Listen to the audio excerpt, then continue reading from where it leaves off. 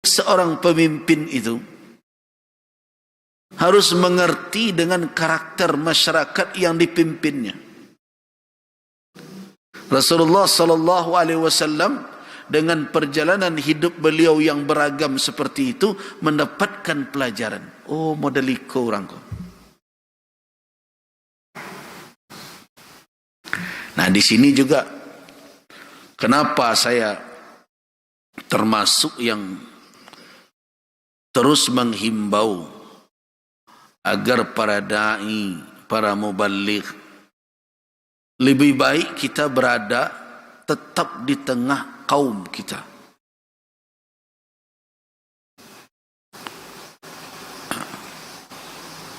Saya sampai 2014 dahulu rajin juga jalan-jalan ceramah, tabligh akbar ke sana. Tapi sekarang saya yakin bahwa yang akan mengurus persoalan umat itu adalah ulama yang hidup di tengah mereka. Ulama yang hidup di tengah mereka. Jadi yang mengurus umat di negara adalah ulama yang ada di negeri ini.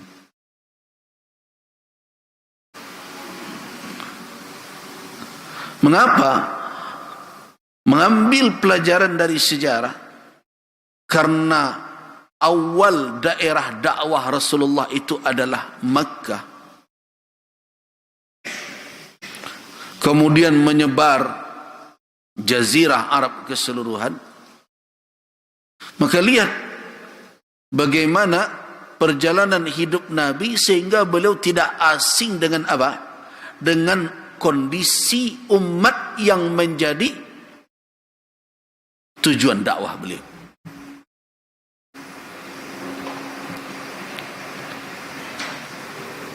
Nah, itulah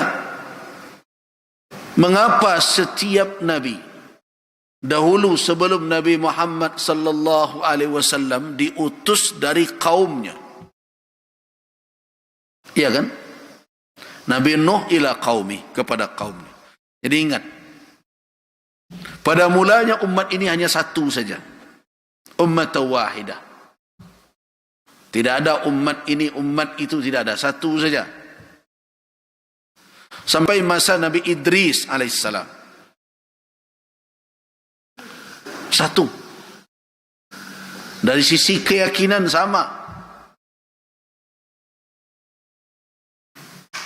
Walaupun ada kisah Qabil, tapi mereka bertuhankan satu. Qabil melakukan tindakan kriminal pertama, pembunuhan terhadap saudaranya. Karena apa? Karena syahwat. Tetapi mereka satu umat. Karena itu Allah SWT mengatakan bahwa pada awalnya manusia ini ummatan wahidah. Nah, perhatikan firman Allah Subhanahu wa taala.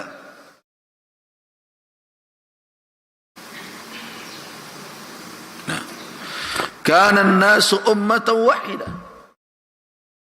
Berarti surah Al-Baqarah ayat 213. Berarti juga surat Yunus ayat 19. Nah,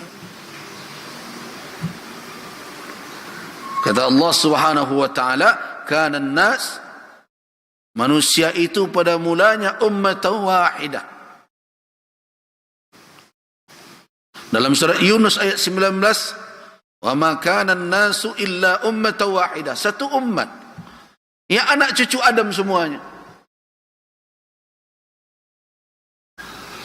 Jadi jangan dikatakan bahwa manusia ini membawa keyakinan yang beragam-ragam pada mulanya, tidak. Keimanan anak cucu Adam, dari Adam alaihissalam sampai kepada Sis, sampai kepada Idris, seluruhnya adalah mukminun, orang-orang yang beriman, umat yang satu. Nah, kapan umat ini menjadi ikhtalafu, bertikai-tikai? Yaitu setelah Idris,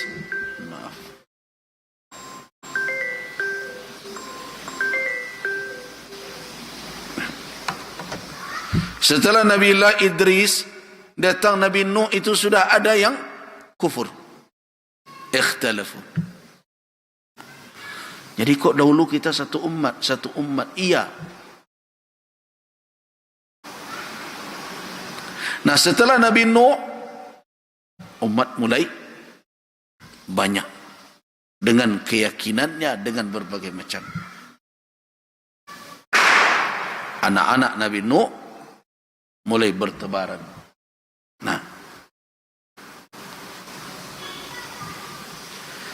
Nah, untuk menyelamatkan manusia dari kesesatan, Allah Subhanahu wa ta'ala dengan kasih sayangnya mengutus setiap kaum itu ada nabi. Masing-masing kaum. Karena itu jangan heran ada nabi yang sama periodenya. Dalam satu zaman ada sekian nabi.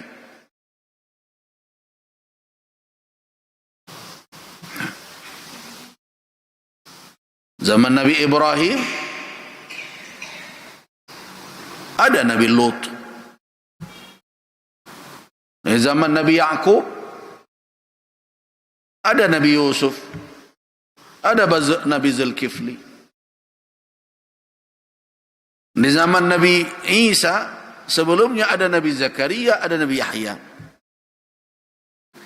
Nah, mereka diberikan tugas dalam wilayah dakwah yang terbatas. Konsepnya dari kaum itu diutus oleh Allah Nabi. Rasulullah sallallahu alaihi wasallam diutus untuk seluruh alam semesta. Tetapi konsep dakwah Nabi,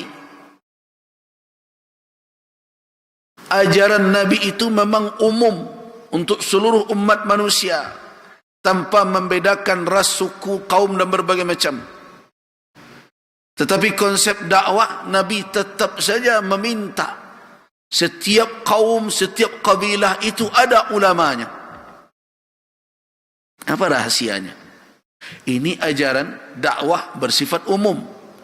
Tetapi sebaiknya di setiap kabilah itu, di setiap kelompok umat itu ada dari kalangan mereka orang-orang yang bertafaqquh di dalam agama, dan merekalah yang menjadi dai yang akan menyebarkan dakwah dan memperingatkan kaum mereka sendiri. Kan di dalam Al-Quran surat At-Taubah, wa ma kana al-mu'minuna liyanfiru kaffah falawla nafara min kulli firqatin minhum ta'ifah liyatafaqahu fid din. Min kulli firqah, di setiap kelompok yang besar ada ta'ifah, sekelompok orang, liyatafaqahu fid din, untuk bertafaqquh mendalami ajaran agama, waliyunziru qaumahum, dan memberikan peringatan kaum mereka. Jadi dakwah Rasulullah ini ammah, umum, lil basyariyah, kafah, untuk seluruh umat manusia. Tapi konsep dakwah Nabi meminta agar setiap kabilah itu ada alimnya. Sebagai apa? Sebagai penyambung lidah Rasul, sebagai pewaris beliau untuk membina kaumnya. Nah, apa rahasia itu? Kalau kita lihat dari kajian sejarah tadi, Nabi SAW akan berhadapan pertama sekali dengan kaum beliau, dengan keluarga beliau sendiri, dengan orang-orang yang ada jalur kekerabatan dengan beliau. Nah, di antara penyebab faktor keberhasilan dakwah adalah ma'rifatud da'i. Seorang da'i harus mengenal ahwal, biahwal, dengan keadaan al-mad'u, orang yang didakwahi. Dia harus ada pendekatan, harus tahu dengan keadaannya seperti apa, situasinya bagaimana. Itu makanya dahulu ketika Islam belum lagi hadir di Nusantara ini, datang ulama dari luar agar mereka menjadi bahagian dari masyarakat ini. Apa yang mereka lakukan? Mereka nikahi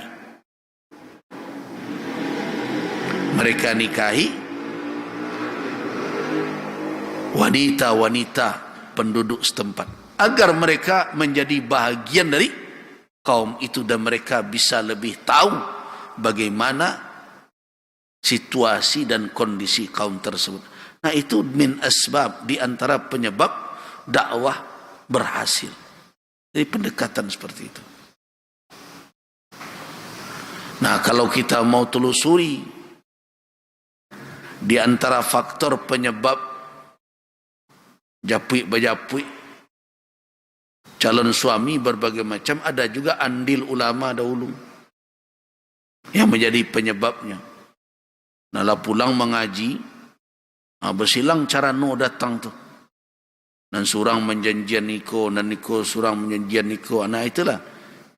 Nah, di antaranya dahulu penyebab akhirnya menjadi tradisi. Nah, satu pula lah menumpang di situ. Engku damang, engku lari, berbagai macam. Nah, kalau ulama dahulu memanfaatkan itu untuk dakwahnya, sehingga mayoritas ulama-ulama dahulu memiliki keluarga yang berada, bukan dianya, tapi adalah keluarga yang menampungnya. Dibuatkannya ini, dibuatnya surau, berbagai macam pesantren dan sebagainya. Nah, itulah yang akhirnya menjadi tradisi, akhirnya dijemput itu. Nah, tapi yang kita ambil apa? Bahwa ma'rifah, pengenalan tentang kondisi masyarakat yang akan menjadi medan dakwah seseorang itu adalah mutlak. Nah, begitulah Nabi hidup beliau dengan masyarakat. Beliau ketahui keadaan itu, sehingga ketika beliau berbicara menyampaikan risalah, beliau sudah tahu apa yang akan terjadi, reaksi apa yang akan timbul di tengah-tengah kaum.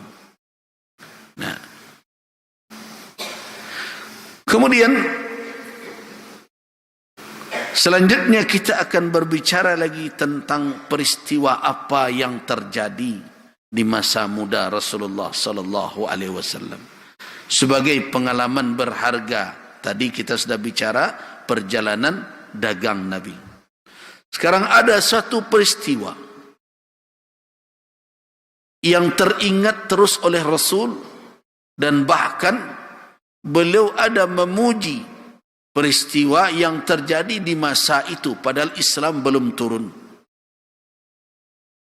di mana ada terjadi suatu persekutuan di masa jahiliyah.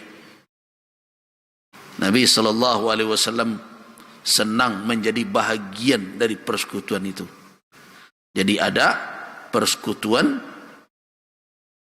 yang isi persekutuan itu betul-betul suatu yang baik ditinjau dari sisi kemanusiaan, baik di dalam Islam maupun sebelum Islam. Namun sebelum peristiwa itu terjadi, dia diawali oleh peristiwa kelam. Nah, persekutuan itu disebut dengan hilful fudul, persumpahan yang dilakukan oleh orang-orang Quraisy untuk membela orang yang teraniaya. Jadi ada. Di kalau ada kini ko orang nan indak ada rasa kemanusiaan, tega saja menzalimi orang lain, itu lebih parah loh daripada orang jahiliyah itu. Nah, hari ini kan ada yang begitu. Ini kalau benar lah ya, cerita Pertalite dioplos jadi Pertamax itu betul-betul tidak punya rasa kasihan rakyat di negeri ini. Nah sekarang kita kembali kepada cerita, pada kisah sejarah Nabi sallallahu alaihi wasallam. Di masa Rasulullah sallallahu alaihi wasallam masih remaja, indala'atil harb, pecah peperangan baina Quraisy, antara kaum Quraisy dan orang-orang yang bersekutu dengan mereka dari kalangan Kinana, Hawazin. Apa yang menjadi penyebabnya? Yaitu karena ada Urwah Ar-Rahal bin Utbah bin Hawazin memberikan suaka kepada Lutaimah lin Nu'man ibn al-Munzir ketika datang ke Suq Ukaz.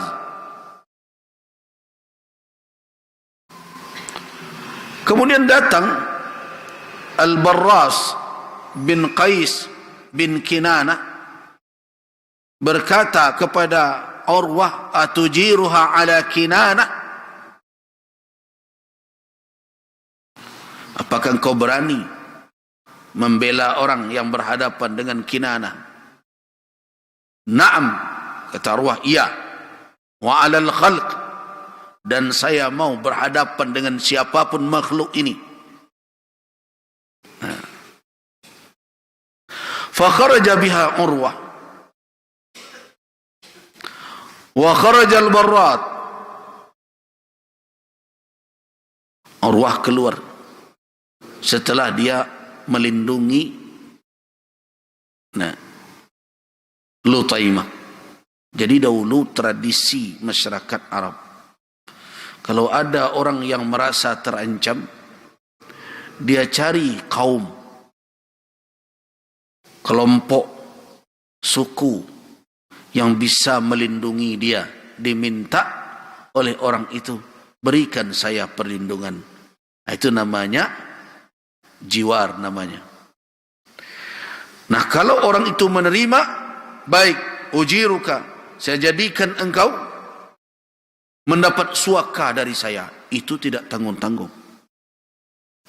Orang Arab kalau sudah menyatakan itu, mau mati mempertahankannya. Itu karakter mereka. Jadi kalau ada orang diberikan suaka, nah kadang tradisi mereka seperti Rasulullah sallallahu alaihi wasallam ketika kembali dari Taif. Ini berbahaya. Siapa yang akan membela? Akhirnya diutus ini dan itu, sampai akhirnya Mut'im, dan dia bawa anak-anaknya, dia cabut pedangnya, berkeliling dia di sekitar Ka'bah, mengatakan, Muhammad di bawah perlindungan saya. Siapa yang menyentuhnya berarti berhadapan dengan kami. Begitu.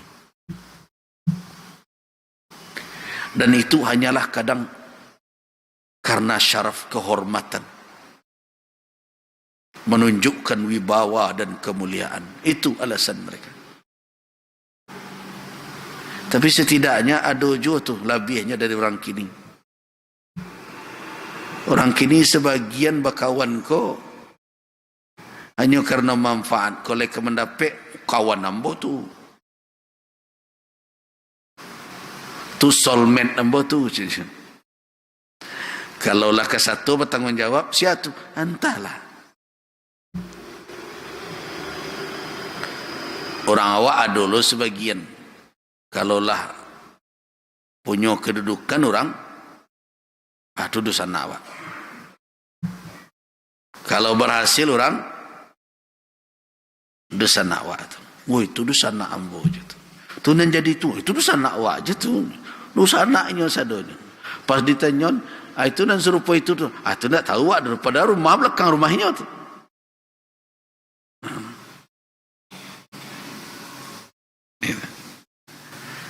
Nah ini yang terjadi ketika itu.